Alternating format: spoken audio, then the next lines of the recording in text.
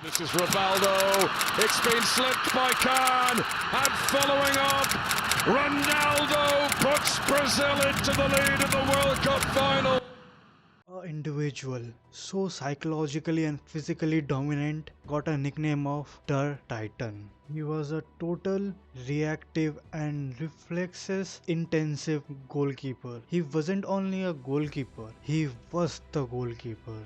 He was a goalkeeper जिससे opponent डरते थे. उनकी लेगेसी उनके सिल्वरवेयर्स डिफाइन नहीं करते. ऑल द बुंदेसलीगा, DFB पोकल्स और the champions league. His legacy defines himself. His legacy is something a goalkeeper wants to achieve. ये कहानी है एक आदमी के फुटबॉल को लेके पागलपन की, गोलकीपिंग ऑब्सेशन की, being a perfectionist, being the ultimate winner, उनके उन setbacks की, transitioning from a raging volcano to a matured athlete. ये कहानी है ओलिवर रॉल्फ कान की.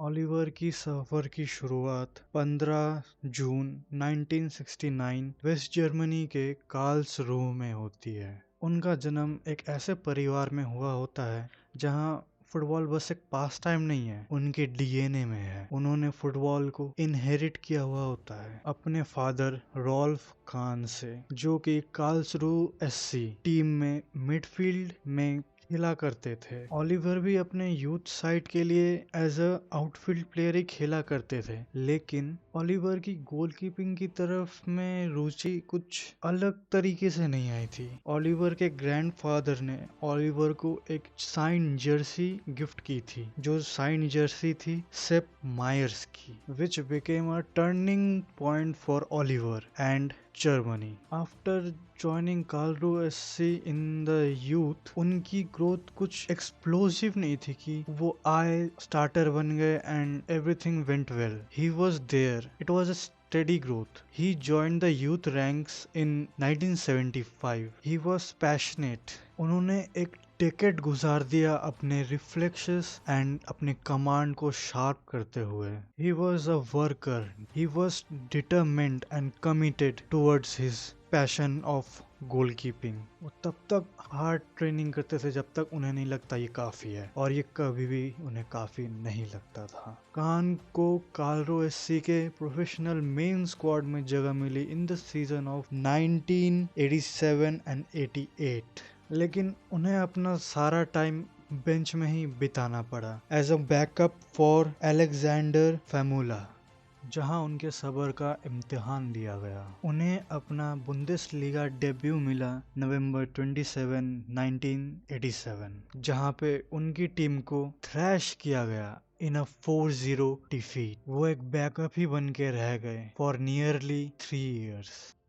It was in 1990 that the manager विनफ्रेड स्काफेर ने ये डिसीजन लिया कि वो कान को प्रमोट करेंगे ओवर फमूला और ओलिवर को अपना रेगुलर स्टार्टर बनाएंगे. ये कोई कोइंसिडेंस तो नहीं था कि जब कान को उनका नंबर 1 स्पॉट मिला और क्लब ने अपने हिस्ट्री का सबसे अच्छा वक्त देखा. बिकॉज ऑफ कान उन्होंने बुंदेसलीगा और इवन यूरोपियन कॉम्पिटिशन्स में काफी अच्छा परफॉर्म किया और काफी कंसिस्टेंटली. उनमें से एक मोमेंट ऐसा था इन 1993-94 उन्होंने 3-1 फर्स्ट लेग लॉस सफर किया अगेंस्ट वलेंसिया एट मेस्टाला. कार्लसरूहे FC ने अपनी घर वापसी की और कुछ ऐसा किया जो एक मिरेकल से कम नहीं, और जिसे जर्मन प्रेस ने नाम दिया miracle at Wild Park stadium. Kahn की डिफेंस ऑर्गेनाइजेशन और डिस्ट्रीब्यूशन रोल प्ले ने वैलेंसिया को क्रश किया in a 7-0 win at the home of Karlsruhe SC. It was a historical win, सिर्फ कार्लसरूहे SC के लिए नहीं लेकिन फुटबॉल के लिए. हालांकि आगे जाके वो सेमीफाइनल में साल्जबर्ग से एलिमिनेट जरूर हो गए थे. 11 clean sheets in 31 matches with a 35.5% clean sheet percentage with a lower team defense. ये बहुत बड़ी बात है, ये काफी बड़ी अचीवमेंट है actually. He made a total of 128 appearances across all seasons for Karlsruhe SC. लेकिन कान की इन्हीं परफॉर्मेंस ने बुंदेसलीगा के जाइंट का अटेंशन जरूर पकड़ लिया and made a historical transfer for any goalkeeper in the Bundesliga of a fee of DM 4.6 million to Bayern Munich. जुलाई 1994 में बायर्न म्यूनिक ने ट्रांसफर फी पे करके कान के सर्विसेज अक्वायर किए. Kahn was a successor for Raimond ओमन.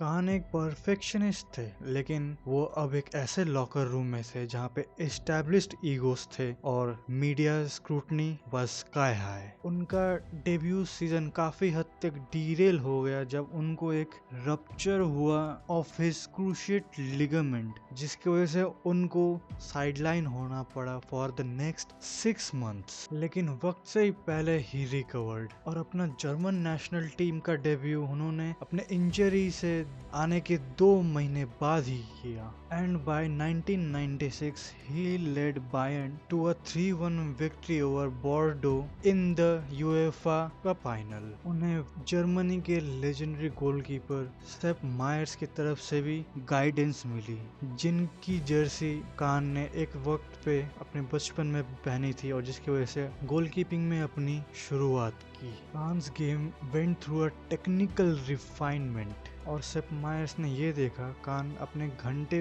गुजार देते हैं अपने ट्रेनिंग में और कुछ देर और रुक जाते हैं to face some extra shots. और इसी दौरान इन 1997 कान ने खुद को एज अ नंबर 1 एस्टैब्लिश कर लिया था और अपना पहला जर्मन चैंपियनशिप जीता था and won the German goalkeeper of the year award in both 1994 and 1997. इस दौरान सब कुछ अच्छा जा रहा था, लेकिन एक ऐसा भी वक्त आना था जिसके लिए ओलिवर कान तैयार नहीं थे. The champions league final 1999 at Camp Nou was a famous collapse in the history of the competition for Bayern Munich, जहां बायर्न म्यूनिक ने 1-0 की लीड रखी थी for 84 minutes over Manchester United, with Kahn commanding his area with near total authority until Teddy Sheringham and Ole Gunnar Solskjaer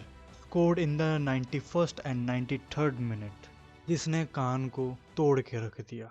ये win Manchester United के लिए sir Alex Ferguson की बदौलत ही आई थी, उनके टैक्टिकल मास्टर क्लास की वजह से. लेकिन कान के पर्सपेक्टिव से it was a violation of defensive order जो उन्होंने तय की थी. Kahn was in his haunches, a lone finger raised for a offside flag, लेकिन कोई ऑफसाइड नहीं दिया गया और यही चीज कान को अगले 2 साल तक हॉन्ट करती रही. लेकिन उनकी individual performance was undeniable. He was named IFFH's world's best goalkeeper for 1999. उन्हें बस अब एक ही चीज चाहिए था, रिडेम्पशन, जो कि पूरा हुआ मई 23, 2001 इन सैन सीरो मिलान, जहां बायर्न म्यूनिक फेस कर रही थी वलेंसिया को. जहां मैच था नेक टू नेक पोजीशन पे, जहां Bayern and Valencia were drawing 1-1 after extra time. Match जाता है पेनल्टी शूटआउट में, जहां कान का अल्टीमेट टेस्ट लिया जाता है फिजिकली एंड मेंटली, जिसको कान अच्छी तरीके से पास करते हैं, saving 3 penalties including the penalties of Mauricio Pellegrino. The celebration of Kahn characterized his primal roar and violent shaking of the match ball, which became the shorthand for Der Titan. इस दौरान कान का एक सॉफ्टर साइड भी बाहर आया जब उनके teammates celebrate कर रहे थे, लेकिन वो उनके टीममेट्स को ज्वाइन करने की जगह वैलेंसिया के गोलकीपर सैंटियागो कैनिज़ारेस के पास गए to console him and comfort him. इस चीज की वजह से यूएफा ने उनको फेयर प्ले अवार्ड दिया और उनका public persona of a madman में बदलाव आया to a more mature athlete. If you think पहले clean sheets ज़्यादा थे, hold on, it just got better. In 2001 and 2, he played 32 Bundesliga matches and got a clean sheet of 19 with a percentage of freaking 59.4%. If you are a striker and playing against Khan, तुम्हारे पास बस 40% chance है कि तुम score कर पाओगे. An absolute wall in front of the goal. और ऊपर से फेसिंग कान अपने में एक चैलेंज है, ऊपर से तुम्हें गोल भी मारने नहीं दिया जाएगा. और ये percentage was highest of his whole Bundesliga career. Kahn के क्लब करियर का पीक 2002 में आया, तो उनके इंटरनेशनल करियर में सबसे बड़ा इवेंट 2002 वर्ल्ड कप कोरिया और जापान के दौरान हुआ.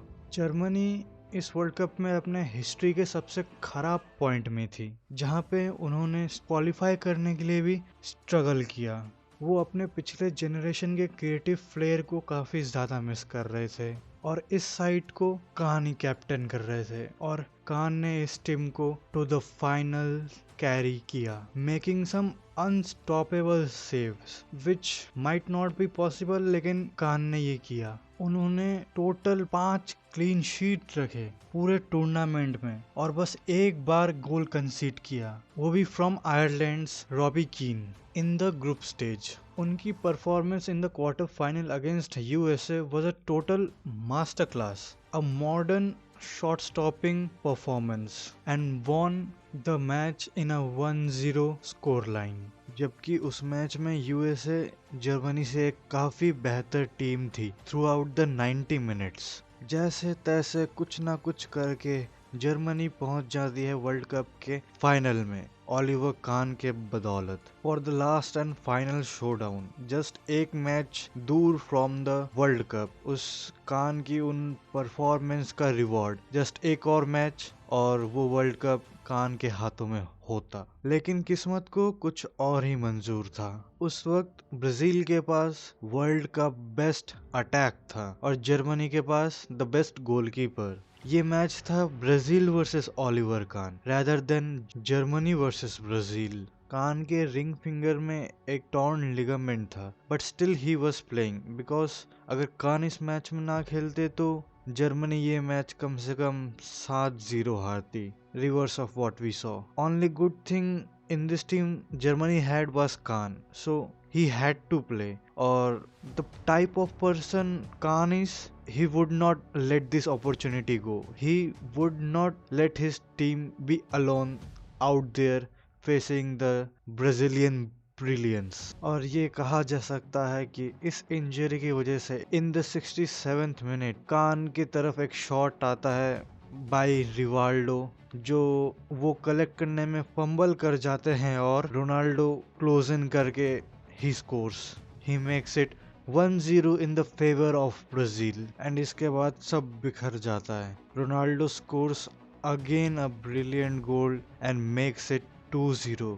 This goal was the final nail in the coffin. इसके बाद ब्राजील की फाइनल विक्ट्री कंफर्म हो जाती है और at the end Brazil world cup 2002 जीत जाती है. और हमें दिखता है जर्मन गोल पोस्ट के सामने जमीन पे बैठा हुआ एक ब्रोकन, हेल्पलेस और hopeless Oliver Kahn. A sight of Oliver Kahn जो कभी किसी ने देखा नहीं होता है, जो एक आइकॉनिक पिक्चर भी बन जाता है. वो देख रहे होते ब्राजीलियंस को in the middle of the pitch celebrating. Later on, Khan says there is no consolation. It was only mistake I made in 7 games and it was brutally punished. The cruelty and brutality of a game. एक game कितना ही cruel हो सकता है to someone, to a player जिसने अपना सब कुछ दे दिया इस गेम को. जितना वो अपने टीम के लिए कर सकते थे उन्होंने किया, लेकिन बस एक गलती, just one mistake it took and everything fell off. सारी मेहनत सब बिखर गया. But he was voted by the media as the golden ball winner and the best player of the tournament. and the only goalkeeper in the history to receive it. Bundesliga में 2002-2003 season में in 33 matches he got 17 clean sheets with a clean sheet percentage of 51.5%. गिरा है लेकिन फिर भी 50%. Still a striker has a just 15% of scoring on Oliver Kahn. The Titan persona easy नहीं था to carry. It took a major toll in his mental health. Post 2002 world cup एक बहुत बड़ा डिक्लाइन आया in his performance and his mental health. His obsessiveness for football, it took a pretty huge toll on his body. Kahn ने openly ये बोला हुआ है about his mental health and how he totally burned out, his total exhaustion, और कैसे वो घर पे सीढ़ी तक नहीं चढ़ पाते थे बिकॉज ऑफ द एग्जॉशन. ये इंटरनल स्ट्रगल्स पिच पे भी दिखने लगी थी जब एक loose Roberto Carlos shot Oliver Kahn के हाथों से स्लिप होके गोल में चला गया. In a Champions League match against Real Madrid in 2003 and 4, he even consulted with therapists, Dr. Florian Heusberg, जिन्होंने कान को काफी हेल्प की to overcome things which are very taxing to his mind, जिसका असर 2006 वर्ल्ड कप में भी दिखा जहां पे कान लेस ऑफ अ ईगोमेनियाक थे and more of a empathetic leader. Although तब तक Kahn lost his number 1 goalkeeping position to Jens Lehmann. दोनों की आपसी कुछ खास बनती नहीं थी. लेमन पब्लिकली क्रिटिसाइज करते थे कान के पर्सनल लाइफ को और कैसे सेप मायर्स द गोलकीपिंग कोच कान को ज्यादा फेवर करते हैं. जब लेमन ने क्वार्टर फाइनल में against Argentina penalty shoot face करने वाले थे तब कान उनके पास आके उनसे हैंडशेक करते हैं and shows encouragement, showing the true nature of sportsmanship. Oliver Kahn retired after captaining Germany to a 3-1 win against Portugal in a third place match. Oliver Kahn के प्रोफेशनल करियर का अंत आया मई 17, 2008 में जहां बायर्न म्यूनिक ने 4-1 हराया Hertha Berlin को. He retired as the greatest German goalkeeper. Oliver Kahn ने टोटल 557 अपीयरेंस किए थे इन बुंदेसलीगा जो कि है second all time at the retirement, और total of 197 clean sheets in Bundesliga. ये रिकॉर्ड एक डेकेड से ज्यादा के लिए ओलिवर कान के पास था. World goalkeeper of the year जीता था 3 बार इन 1999, 2001 एंड 2002 और total 22 German titles across all domestic place. ये अंत तो था उनके प्रोफेशनल करियर का, लेकिन एक शुरुआत था एक नए लाइफ चैप्टर का जहां उन्होंने कदम रखा कॉर्पोरेट वर्ल्ड में. He joined ZDF network as a football analyst और अपने एकेडमिक इंटरेस्ट ऑफ MBA को भी कंप्लीट किया in 2011 and founded a company goal play जहां पे he provided a digital platform to the goalkeepers to train and personalize coaching in the amateur level. He joined Bayern Munich in the January of 2020 लेकिन officially July 2021 as CEO joining the executive board of Bayern Munich. लेकिन his tenure as the CEO of Bayern Munich wasn't very great because at the end it was a fallout between Oliver Kahn and the Bayern Munich board on the final day of 2022-2023 Bundesliga season, जिसके बाद he exited from Bayern Munich. Kahn wasn't like उस time के Buffon और Iker Casillas. He was one of a kind. I don't know if Oliver Kahn जैसा हमें कोई दूसरा goalkeeper कभी मिलेगा भी कि नहीं. His command in his territory, in his penalty box was unreal, saving shots from point blank range. And his philosophical idea was goalkeepers need a element of insanity.